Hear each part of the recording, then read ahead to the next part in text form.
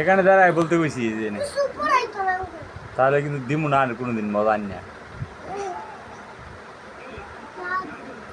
হ্যাঁ আমি আর করতে পারি না।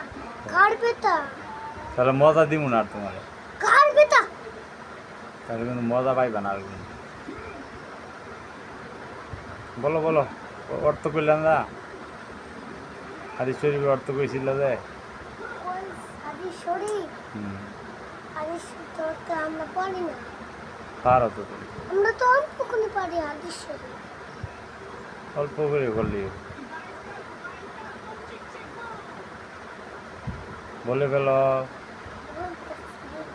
হ্যাঁ বলো বাবা আমিন খ লাল খ হা খ এটা পড়ায়ন করে।